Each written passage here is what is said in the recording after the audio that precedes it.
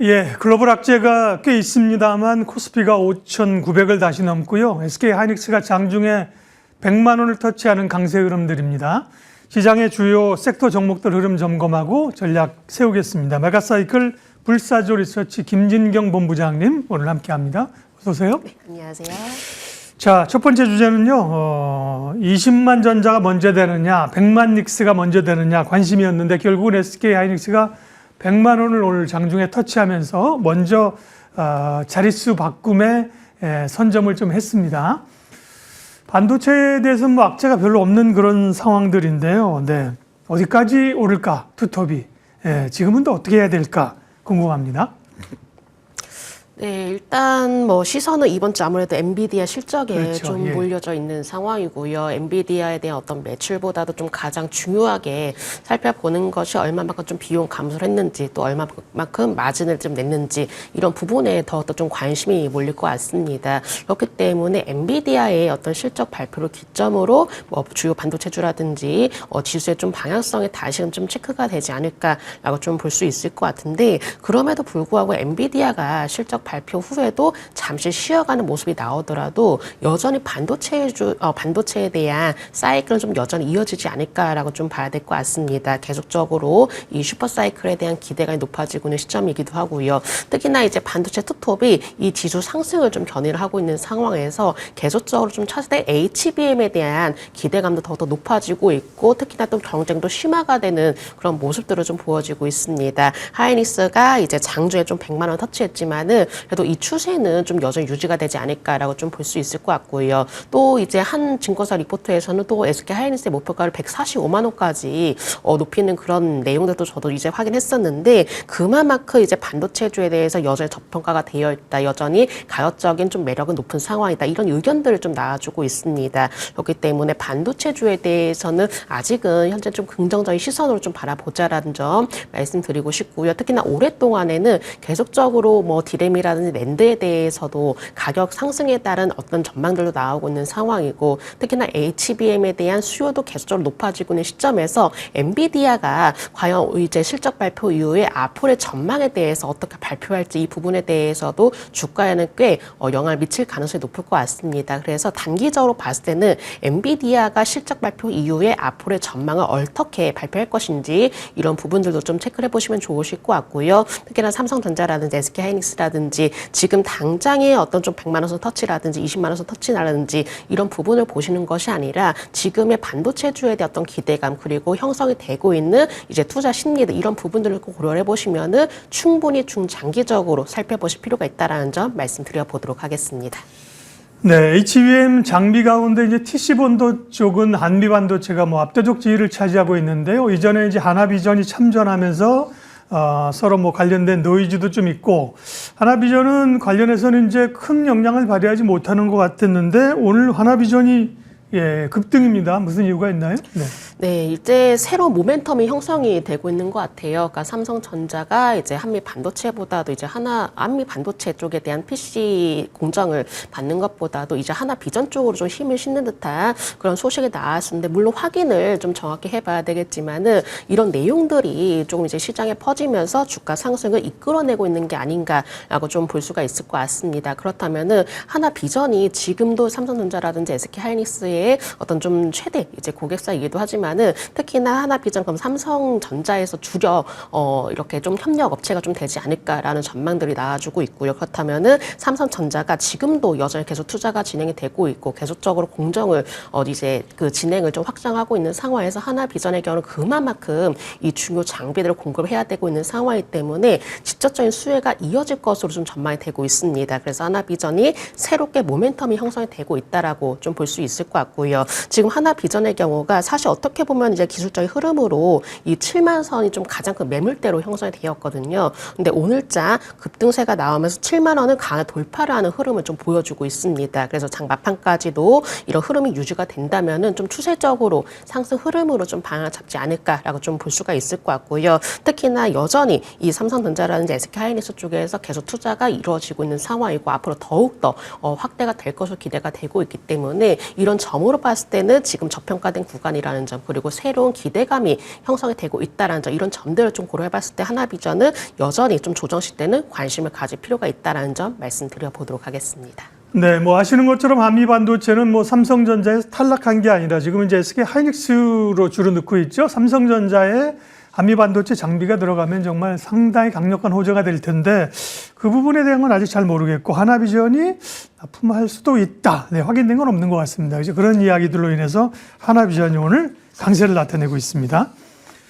자, 반도체는 뭐 말할 것 없이 좋고요. 이어지는 뭐 장비나 이런 쪽은 후공정 장비라든지 기판이라든지 이런 쪽에 좀 관심을 갖다가 최근에는 이제 MLCC가 뜨거운 관심을 받고 있어요. MLCC 관련주들은 추가적인 여력이 있는지, 그 다음에 이제 삼성전기가 가니까 밑단에 있는 MLCC 관련주들이 이제 어제 급등이었고요. 오늘도 상승입니다. 따라붙기도 좀 그렇고 전략 좀 알려주세요. 네. 네, 삼성 전기에 대해서는 저는 여전히 중장기적으로 우리가 관심이 필요하다라는 점 좀 말씀을 드리도록 하겠습니다. 이제 뭐 디램이라든지 낸드라든지 가격 상승에 대한 효과가 나왔지만 여기에 더해서 MLCC까지도 가격이 상승할 것이다. 이런 좀 전망이 나와주고 있거든요. 그렇다면 이런 부분들이 중장기적으로 좀 주가에 반영이 되면서 추세 흐름을 이어가지 않을까라고 볼 수가 있을 것 같고 계속적으로 이 AI에 대한 어떤 투자와 AI에 대한 어떤 산업 확대 이런 부분들이 이어지면서 특히나 MLCC에 대한 필요성이 더 두각을 나타내주고 있는 것 같습니다. 그렇다면은 이제 직접적으로 삼성전기 쪽에서는 정말 최대 수혜가 이어지지 않을까라고 볼 수가 있기 때문에 삼성전기의 경우는 물론 주가가 최근 들어서 좀 강한 상승 흐름 보였지만은 오히려 조정 시대는 분할적으로 그러니까 좀 접근이 가능하다라는 점 말씀드리고 싶고요. 그리고 이 외에도 뭐 이제 대주전자 재료라든지 뭐 그 사막 콘덴서라든지 여타 MLCC 관련주들도 좀 강세를 보여지고 있습니다. 그래서 삼성전기 보다도 다소가 좀 덩치가 작은 종목들이 좀 주가 급등세를 보여지고 있는 상황인데 MLCC 관련주 중에서도 워낙 좀 급등하고 있는 종목들 좀 따라잡기 부담스러우시다면은 이 코스모 신소재에 대해서 좀 관심을 두시면 좋으실 것 같습니다. 코스모 신소재가 다른 종목 대비해서 좀 아직 덜 오른 자리이거든요. 그래서 코스모 신소재가 보통 2차전지 소재 관련주로 많이 알려져 있는데 MLCC 이제 이형 필름 이 사업도 진행하고 있기 때문에 관련주로 포함이 되고 있는 만큼 아직은 좀 더 가격적인 부분에 대해서 좀 부담이 덜 있는 좀 종목을 고르신다면은 코스모 신소재까지 말씀드리도록 하겠습니다. 네, 코스모 신소재 MLCC 관련주로 주목해 봄직하다고 말씀을 해주셨습니다. 다음 주제입니다. 사실은 시장에 트럼프 관세와 관련된 노이즈가 다시 발생했습니다만 또 하나 좀 꺼림칙한 게 이제 이란이죠. 미국이 이제 상당한 그 전력을 지금 이란의 코앞에 집중했기 때문에요. 뭔가 좀 터질 것 같은 느낌이 있는데 그러다 보니까 이제 국제 유가가 또 요동을 치게 되고 정유주가 SOL 같은 경우 어제 오늘은 쉽니다만 최근에 많이 올랐는데요. 그런 기대감들 때문에 오르는 거예요, 정유주는요?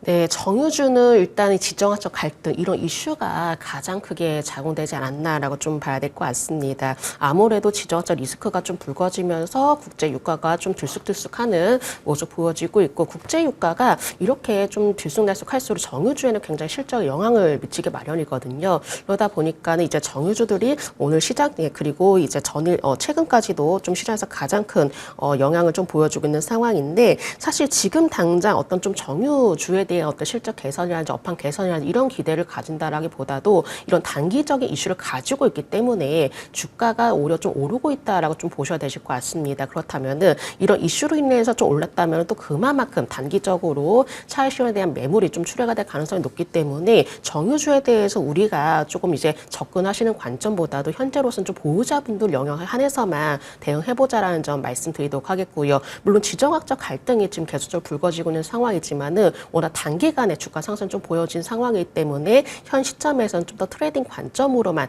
대응하실 필요가 있다라는 점 말씀드려 보도록 하겠습니다.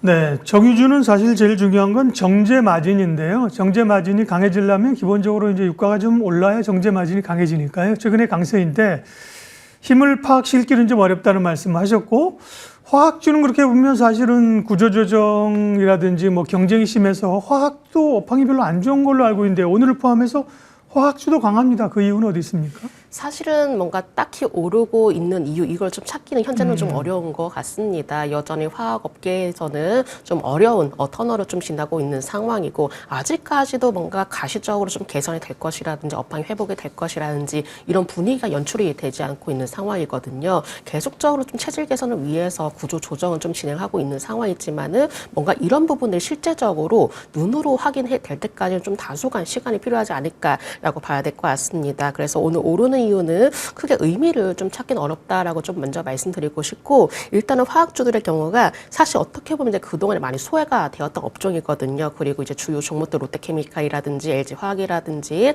이런 주요 이 화학주들이 사실 그동안에 시장이 오르는 거에 대비해서 주가가 많이 오르지는 못했습니다. 그래서 현재로서는 좀 더 가격적인 부분에 대해서 그리고 기술적인 반등으로 좀 상승으로 보여지고 있는 게 아닌가라고 생각이 들고 있고 이제 그동안에 계속적으로 올랐던 종목들 계속 올라갔었고 이제 최근 들어서 서서히 좀 소외가 되었던 종목으로 관심이 이동이 되고 있는 상황을 보여지고 있거든요. 그래서 그런 의미에서 화학주의 경우는 좀 더 가격적인 매력이 나타나고 있고 아직은 바닥이라는 인식이 확대가 되고 있기 때문에 현재는 기술적인 흐름으로 반등을 시도를 하고 있다. 이런 관점으로 보시면 좋으실 것 같습니다.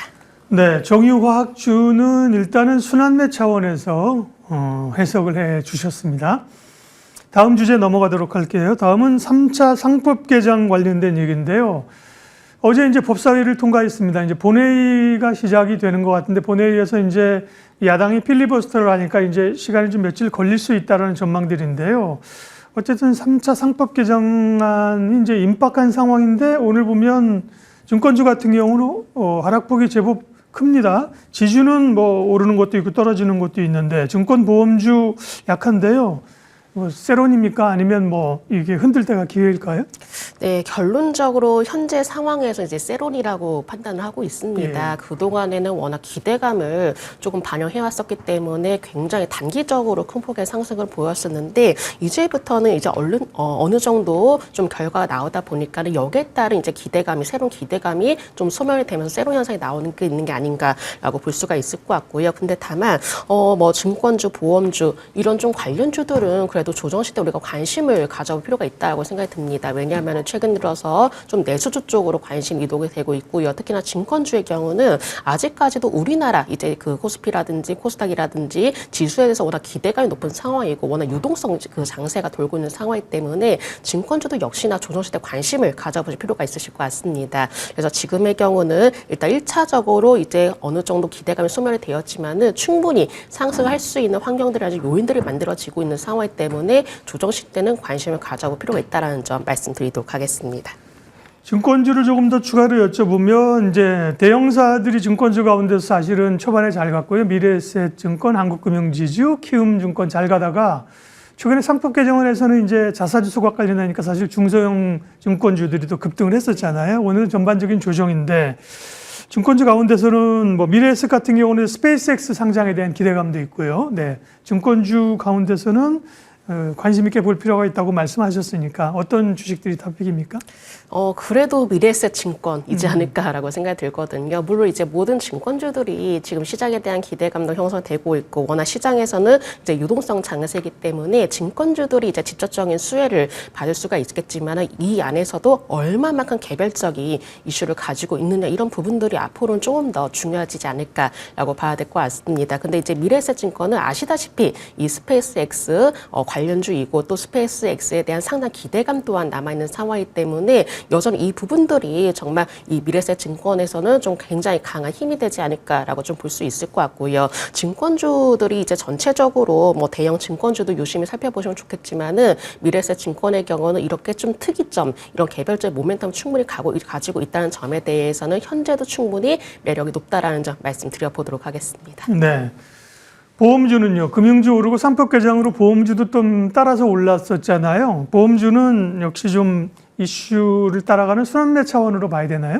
네, 보험주들의 경우는 지금 이제 순환매 차원으로 좀 보시면 좋으실 네. 것 같고요. 상법 개정안 이슈로 인해서 그동안에 워낙 주가가 좀 강한 상승으로 보였었는데 일단 기대감은 전체적으로 반영이 되었다라고 좀 봐야 될 것 같습니다. 그렇다면은 앞으로는 어떻게 좀 더 개별적인 모멘텀을 가지고 있느냐 이런 부분들이 중요할 것 같고요. 지금 이 시점에서는 보험주들끼리 내에서도 이 충분한 종목별 옥석가리가 필요하다라고 생각이 들거든요. 그동안의 기대감만 올라왔다면은 지금부터는 얼마만큼 좀 많은 자사주로 보유를 하고 있느냐 이런 부분들이 좀 더 핵심이 되지 않을까라고 생각이 듭니다.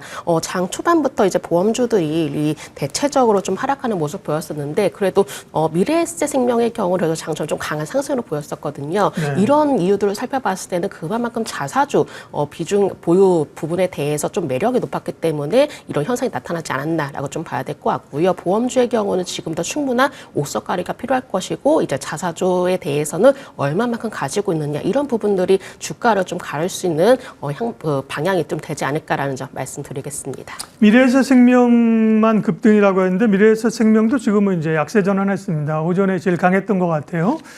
어쨌든 증권이나 뭐 혹은 은행주나 이런 쪽은 돈을 벌잖아요, 그죠? 근데 이제 보험주는 자사주 소각 관련된 이야기 말고 사실 본업 자체가 의구심이 좀 화랑은 아니기 때문에요. 고민이 좀 되는 거죠. 네, 상법 개정 관련된 주요 섹터들 이야기까지 했고요. 마지막으로 김진경 본부장님 관심주는요? 네, 저의 오늘 관심은 대한항공을 좀 말씀을 드려보도록 하겠습니다. 이제 환율에 따른 변동성으로 좀 다소한 부담이 될 수가 있겠지만은 오히려 대한항공에 대해서는 우주항공 분야에서 굉장히 유의미한 성과를 좀 거둬주고 있거든요. 이 부분들이 정말 좀 새로운 중장기적인 성장 동력으로 좀 마련하지 않을까라고 좀 예상해볼 수가 있을 것 같고 오히려 지난해 잠정 실적이라든지 또 시장 예상치를 좀 뛰어넘는 실적을 좀 보여지기도 했었습니다. 항공우주사업부의 어떤 수주 확대로 인해서 이런 부분들이 계속적으로 좀 성장세를 마련하고 있다라고 좀 보시면 되실 것 같고 연말에도 이제 수주 잔고가 좀 확대가 되고 있는 모습들을 보여지고 있는 상황이고요. 그렇다면은 이제 새롭게 이제 그동안의 어떤 항공업뿐만이 아니라 새롭게 이제 우주항공 쪽에 대해서 진출해 나가고 있는 상황 때문에 지금으로선 주가에 대해서는 현저히 좀 매력도가 높다라고 좀 생각해 주시면 좋으실 것 같습니다. 대한항공도 일봉의 흐름 보시면은 아직까지는 크게 오르지 않은 종목이거든요. 근데 제가 앞서 말씀드렸다시피 최근 들어서 좀 소외가 되었다라든지 아니면 시장 대비해서 좀 다소 덜 오른 종목들이 좀 반등세를 보여주고 있는 분위기가 연출되고 있습니다. 그래서 대한항공도 마찬가지로 이제만 좀 반등을 시도를 하고 있는 모습 그리고 이평선이 지금 정배열로 자리를 잡아가는 모습 보여지고 있는 상황 때문에 좀 더 추가적인 추세적인 흐름이 이어지지 않을까라고 좀 말씀드릴 수 있을 것 같고 손절가의 경우는 24,800원 제시해 드리면서 목표가의 경우는 28,000원으로 제시해 드리도록 하겠습니다.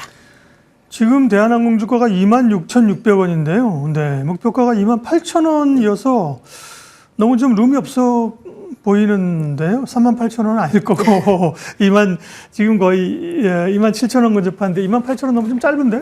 네, 일단은 네. 제가 28,000원 제시해드렸다는 네. 이유는 1차적으로 이 각을 돌파를 해줘야 되거든요. 네. 그래서 보시면은 1차적으로 28,000원 부근에서 어느 정도 저항 라인이 자리를 잡고 있는 상황이기 때문에 1차적으로 단기적으로 이제 목표가 이제 28,000원 돌파를 하게 된다면은 그 추후에는 3만 원대까지도 노려보시면 좋으실 것 같습니다. 네. 28,000원 자리가 이제 중요한 자리라는 말씀입니다. 기대치가 높아가지고요. 네, 목표가가 그래도 최소한 30% 위쪽으로 돼야 이제 투자자들의 기대치가 그만큼 높은 거죠. 예. 대한항공이 이제 구조적인 변화들이 좀 있을 수 있다는 얘기들이 있잖아요. 관심주로 알아봤습니다. 오늘 메가사이클 불사조 리서치 김진경 본부장님 함께했어요. 고맙습니다.